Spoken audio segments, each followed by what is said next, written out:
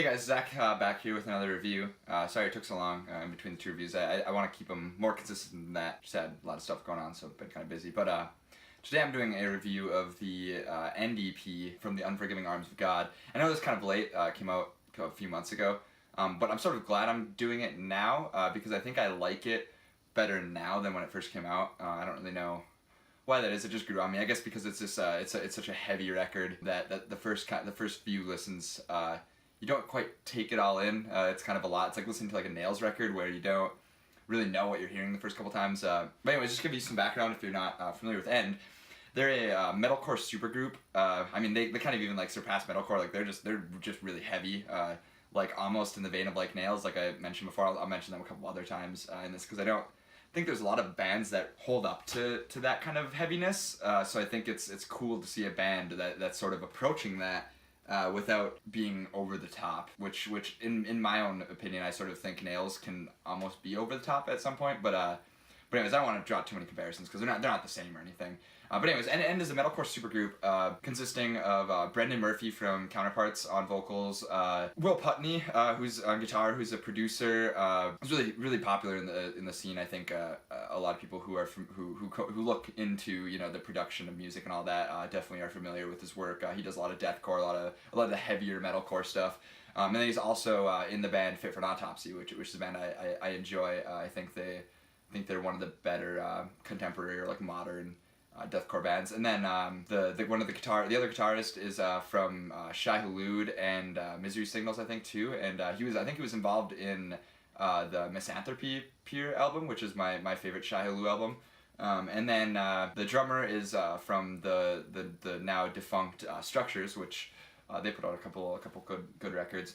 And then the bassist I think is from a band called Reign Supreme. I'm not that familiar with them, but yeah. So they all sort of came together to do this, and it's cool to see because it's sort of that a lot of people from that like early 2000s era of metalcore, which I know like a band like Counterparts that Brendan's from, like they talk a lot about how they draw a lot of influences from that era. They talk about how it's their sort of their favorite era of metalcore, which is cool because I kind of agree. I think that was really the golden age of metalcore. And then I think like what's cool about it is like a band like Counterparts then I think is the best like modern metalcore, like the best contemporary metalcore. Well, I mean they're sort of the melodic metalcore, but I think they're kind of like a breath of fresh air right now in a genre that is really bogged down. Like Will Putney, like I said, I think Fit for an Autopsy is one of the better modern deathcore bands. The sort of like breakdown deathcore.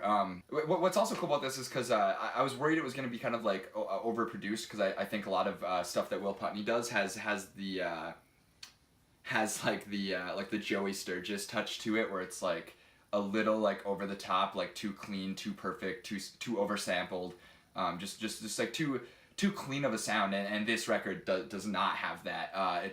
It's really gritty, and the vocals sit really far back in the mix, which is also cool because because you're bringing all these people from other bands together, so when you get somebody like Brendan on vocals, where in Counterpart songs like he.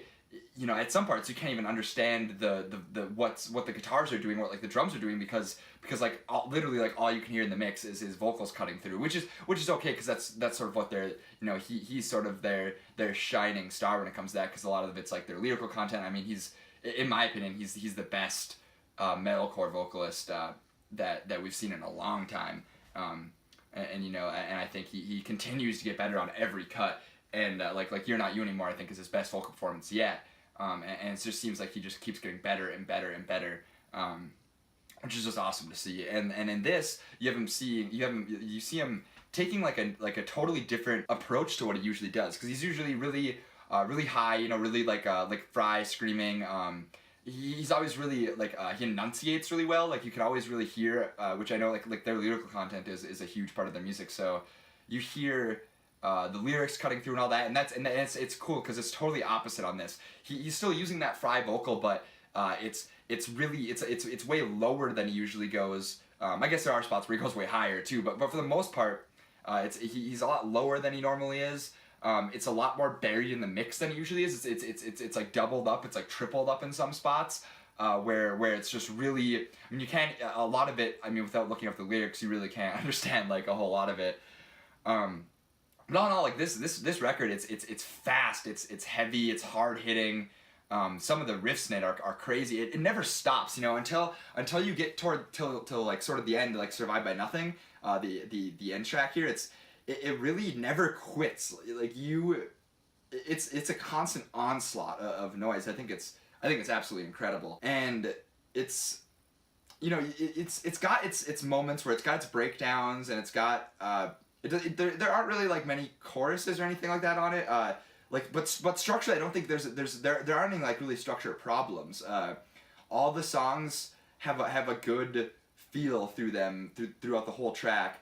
But none of them ever stop. Like it's a constant onslaught, and then even in the breakdowns, it's not like they're doing these like chugging breakdowns. Like you can tell when you hit a breakdown, but it doesn't slow the song up at all. It doesn't. It's, you know, it's a little bit more like heavy, but not enough where like you're just listening for the breakdowns on each song, which is what a lot of modern metalcore is. This album just has a different sound. Like I wouldn't really place it, because you can almost say like some songs are bordering on like deathcore. There's some parts that are just like straight like hardcore, and then you just get a lot of it where I just sort of blanket it under metalcore. But it's heavy. It's really heavy. So getting into kind of the track by track on this thing. The opener, Chewing Glass, I think it's a really good opener. It's really fast and heavy. It's got a little everything too, which is what I think makes it really good as an opener. It's a good representation of where the album goes after that.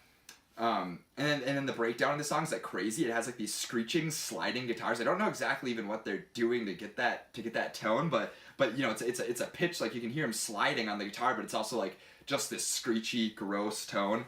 It's really cool, and then they do it a lot too. I know Counterparts loves these, and a lot of those early 2000 bands where you use the triplet notes to get you kind of in a different it's a different feeling. It goes from like a steady, you know, like say like 8th notes or 16th notes to 16th note or 8th note triplets at like the very end of the phrase. So it'd be like da da da da da da da da, and it's really cool. It makes it kind of like off feeling, makes you kind of like stutter for a second. It's nice. And then we move into like Usurper, which was the single, which I think the one of the complaints I have, which there are many on this record, but the lyrical content is sort of like, I don't care too much about it. I know you know, it's pretty raw and it's pretty brutal, but it's not really like I never really cared. I don't know. There's like a few songs that I don't even think I ever really looked up the lyrics on them. I just never really cared to know. But Usurper is one of them that I actually really enjoyed the lyrical content on. And I like there's a bit of a tempo change at the breakdown, which I like, because pretty much, like I said, like this whole album is really heavy hitting, fast, and doesn't stop. Like I said, until sort of the last song, Survive by Nothing, where there's some breaks and stuff like that. But this song sort of offers that, where the breakdown slows down and switches the whole tone of the whole song.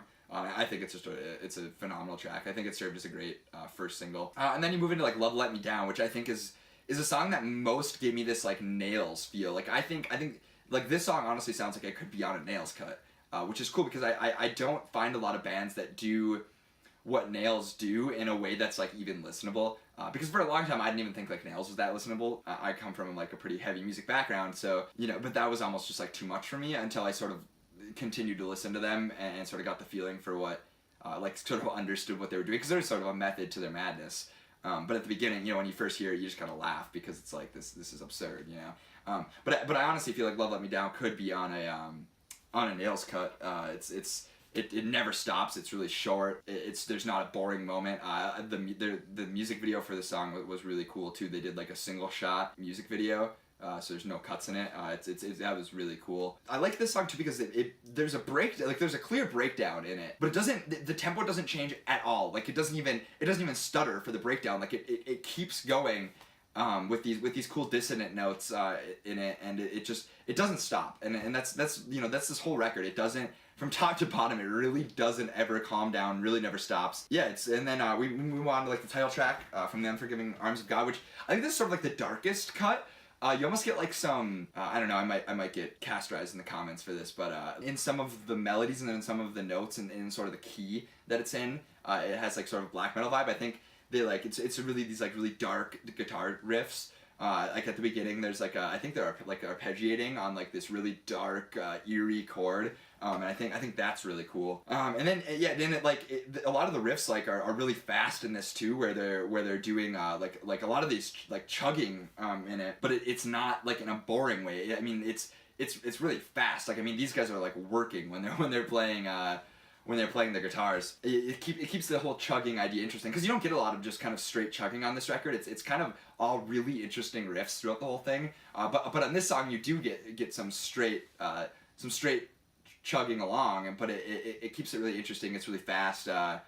It's just cool. It's a nice track. And then Necessary Death, which I think is like I guess if you could call any of these songs catchy, it's like the catchiest one. It's structurally I think the best song on the album. The vocals are a little bit more forward. Like you can like I know like I get, because like I said, like a lot of these lyrics on this thing aren't even like, you know, you really can't understand them unless you look it up.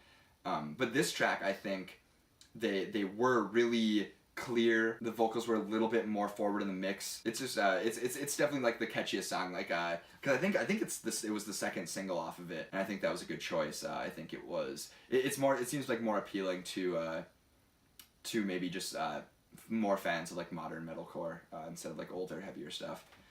And then you move into the last track, which Survived by Nothing, which is sort of a different track from the rest of them. I think the vocal performance on this thing is insane. I think the vocal performance on this whole thing, I mean, props to Brendan. I mean, I'm sort of like a Counterparts fanboy, but man, this is like, because he doesn't even sound like him on some of these songs, and it's really cool to see that he doesn't just do like the one thing like what he does in Counterparts. Like he really shows off some range in these songs.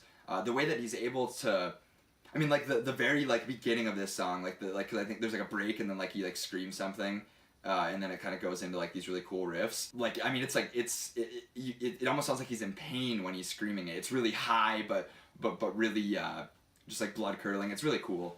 And then it slows down a lot towards the end, and then like I just think it serves as a good ending track. It's different than the rest. It has a kind of like an outro to it. It's the longest cut on the EP. Yeah, it just serves as a good outro. It's a nice track. It's a nice resolve for the record. For like the, you know, you're like getting punched in the face for 12 minutes, and then you get 2 minutes of kind of chilling out at the end. Well, not, you know, chilling out in the sense that, you know, you can. But yeah, all in all, I think this is great. I don't know if they're going to do anything else. I know that they had like a little tour plan. They were in support of Knock Loose, and they had like some festivals slotted, but there was like a problem with Brandon getting his visa because he's Canadian and he couldn't, so they ended up having to like cancel the shows or something. So I don't know if they have plans to gig in the future at all. I know they're all pretty busy with their main projects, but I don't know if they have plans on writing an album eventually. I don't really know how they did the writing for this. I don't know if everybody had a hand or if it was if they like sent things around. I don't know if they all got together. I'm not really sure on that. You know, like I said, they all sort of come from different areas and stuff, so it might be hard to get together and find the time to write a record, but I would love to hear it. I'd love to hear them expand on this. I'd like to even see them, like, you know, write a record with some even shorter cuts than these, with some even shorter, faster, heavier cuts, but show a little more variance. I think they could write like a really cool 12 to 14 track album, and I think it would be really cool. I'm feeling an 8 on this record, like a light solid 8. It's a solid EP. Like I said, I'm glad I'm reviewing it now, because at the beginning I didn't know how I felt about it. I was like a little let down at first, because I was really looking forward to this, because I'd heard about this a long time ago, and then I was kind of waiting on it for a long time. I'm sure it's hard with labels and everything to get all that sorted out when you're bringing a bunch of people that are from all different bands in like that. But I was waiting for it forever, and I almost thought that it like wasn't gonna happen for a while. So I'm glad that it did finally happen. But yeah, I'm glad I'm reviewing it now, because it really grew on me over time. You know, I probably would have given it like a 6 or 7 a couple months ago. But now after it's, you know, I've really fallen in love with it. Yeah, I'm feeling definitely a solid 8 on this one. So thanks for watching. If you like what you see, leave a like, subscribe if you like some other reviews. I'll try to link some other one of my reviews in here, and hopefully I can keep the content rolling out for you guys. But thanks for watching.